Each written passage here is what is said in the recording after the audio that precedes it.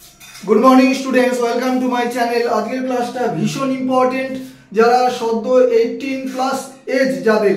হ্যাঁ দেখো, 18 প্লাস না হলে তো তোমাকে ফর্ম ফিল আপ করতে দেবে না এসএসসি এমটিএসএ। এবং আমি বলবো যারা মাধ্যমিক দিয়েছো তারা ওই সময় থেকে শুরু করো। অন্তত হাতে যদি 2-3টে বছর পাওয়া যায় তাহলে কিন্তু প্রথম চান্সে তোমরা এমটিএস এর মতো এত কঠিন এক্সাম ক্র্যাক করে দিতে পারো। কঠিন বলতে কেন বলি, এখানে জিকে পার্টটাই কঠিন থাকে, সিলেবাস প্রত্যেকেই জানো, তবুও আমি একবার তোমাকে টপিক ডিসকাশনটা করে দিচ্ছি যে সেশন 1-এ এমটিএসে ভালো করে বুঝে নেবে। সেশন 1-এ ম্যাথ এবং রিজনিং থাকে 20টা করে কোশ্চেন, যেখানে 12-13টা কোশ্চেন করলে কিন্তু তুমি কোয়ালিফাই হয়ে যাচ্ছ, মানে কোয়ালিফাইড হচ্ছ। এবার দেখো সেশন 2টা হচ্ছে টার্গেট। তো সেশন 1-এ কিন্তু কোনো নেগেটিভ মার্কস নেই। সেশন 2 মানে ইংলিশ 25টা কোশ্চেন, জিকে 25টা কোশ্চেন, প্রত্যেকটাতে 3 নাম্বার করে থাকে। তো সেখানে কিন্তু একটা ভুলের জন্য 1 নম্বর মাইনাস হয়ে যাবে। ভীষণ কঠিন। এবং এই পরীক্ষাটা আমি এই পরীক্ষাটাতেই সবাইকে মানে টার্গেট করতে বলি, কারণ there is no interview in this exam. কোনো ইন্টারভিউ নেই। অনেকে ইন্টারভিউ ভীতি একটা থাকে। যাই হোক, স্ক্রিনশটের জন্য কয়েক সেকেন্ড সময় দিচ্ছি।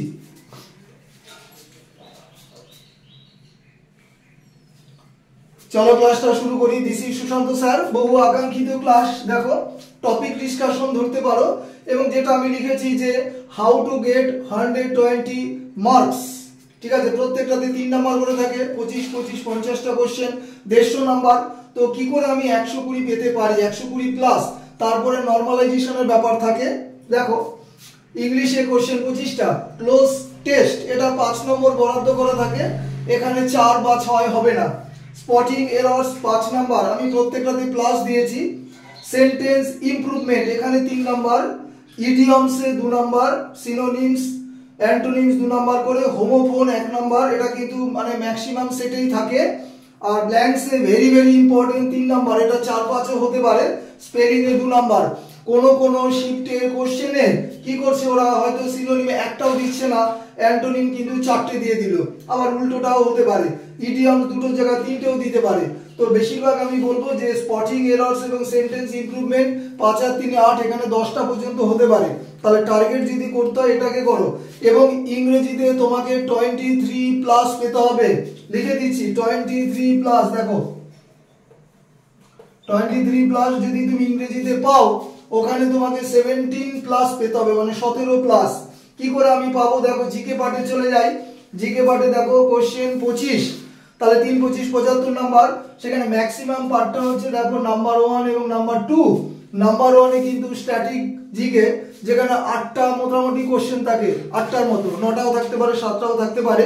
তো এখানে মন্ডল প্রকাশনী দেখবে স্ট্যাটিক জিকে বই 3rd এডিশন বেরিয়ে গেছে, সামনে 4th এডিশন হয়তো আসবে।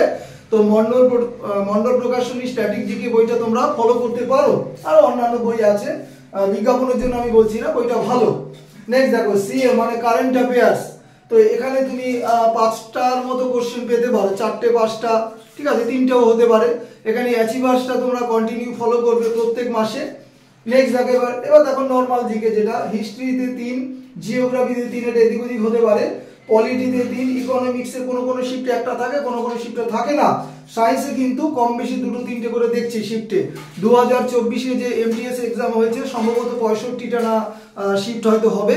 সেখানে প্রত্যেকটা শিফটের কোশ্চেন আমি বলবো এখন থেকেই তোমরা চুলচেরা বিশ্লেষণ করো।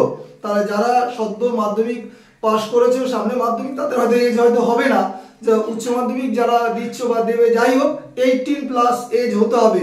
এবং যারা সদ্য বিএড কমপ্লিট করেছো, ওই এসএলএসটি বা শিক্ষক ওদিকে না থাকিয়ে আমি বলবো টার্গেট করো এমটিএস কে। ঠিক আছে, তোমাদের এখনো কিন্তু এজ আছে। যারা বিএড সদ্য বিএড করেছে হয়তো বয়স 23 হতে পারে, তো এমটিএস এ 25 ইউআরএ। তো যাই হোক এমটিএস কে টার্গেট করবে।